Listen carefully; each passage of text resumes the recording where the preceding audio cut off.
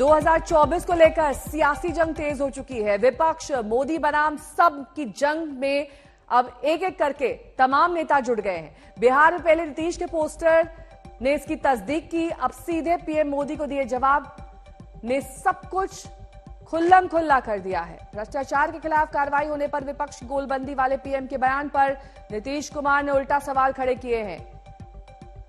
कहां कौन भ्रष्टाचारी को बचा रहा है? कोई भ्रष्टाचारी को बचाएगा क्या? दूसरे राज्यों में क्या हो रहा है वहां देखें। बिहार में कभी किसी भ्रष्टाचारी को बचाने का प्रयास नहीं किया गया। ये तमाम सवाल नीतीश की ओर से। पीएम के बयान पर बिहार के डिप्टी सीएम तेजस्वी यादव ने भी पलटवार किया है। पता नहीं है, जरा बोलिए, जब श्रद्धेय अटल बिहारी वाजपेयी देश के प्रधानमंत्री के साथ जो काम करने का मौका मिला, किस तरह से काम किया, किस तरह से उन्होंने सब लोगों का ख्याल रखा, और यहाँ पर भी बिहार के लोगों ने काम करने का मौका दिया है। कोई भी साथ रहे और पिछले वर्षों से कितना काम कर रहे हैं। अब कोई है केंद्र में अपना कुछ पूछते रहते हैं, हम सब पर ध्यान ही नहीं देते। चलिए निश्चित प्रधानमंत्री भ्रष्टाचारियों को बचा रहे हैं, भ्रष्टाचारियों को बचा रहे हैं, पोलराइजेशन कर रहे हैं, कुछ राजनीतिक दल कूद गए हैं। कहाँ कौन भ्रष्टाचारी को बता रहा है? कोई भ्रष्टाचारी को बचाएगा? खुद ही सोचना चाहिए ना भ्रष्टाचारियों को बचाने का। इधर उधर कोई राज्य में जो हो रहा है, कहां से किसको लाने का, तो उन्हें अपना सोचे वो लोग। यहाँ पर तो हम लोग कभी भी भ्रष्टाचारियों को इतने दिनों में बर्दाश्त नहीं किया। और तेजस्वी ने भी प्रधानमंत्री को किस तरीके से जवाब दिया है, सुनिए। को बचाने के लिए पोलराइजेशन किया जा रहा है देश में। केरल में चुनावी सभा में लगभग 1000 से ऊपर बीजेपी के विधायक हैं, 300 से भी ज्यादा सांसद हैं। किसी एक के घर भी छापा पड़ा?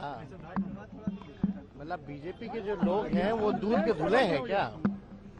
अगर उनके यहाँ छापा नहीं पड़ रहा है तो बचा कौन रहा है? जो लोग कह रहे हैं वही लोग बचा रहे हैं। तो ये तो साफ है, स्पष्ट है।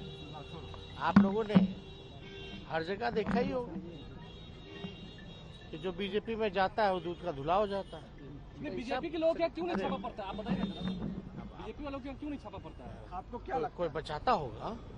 जरा पूछिए। ये सवाल मेरे लायक नहीं है। ये सवाल तो जो लोग केंद्र में बैठे लोग हैं उसका जवाब वही ना दे पाएंगे।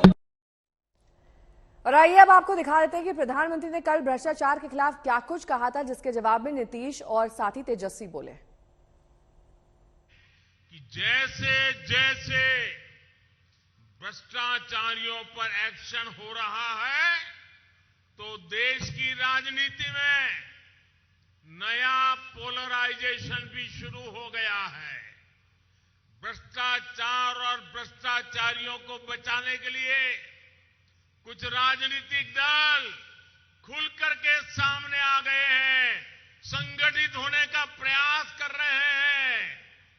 देश और केरला के लोगों को ये भ्रष्टाचारियों को बचाने वालों से लगातार सतर्क रहना है। तो आपने देखा किस तरीके से 2024 के चुनाव से पहले जुबानी जंग तेज है, लेकिन मिशन 2024 में सबसे बड़ा मुद्दा बन गया है पीएम मोदी के खिलाफ कौन है।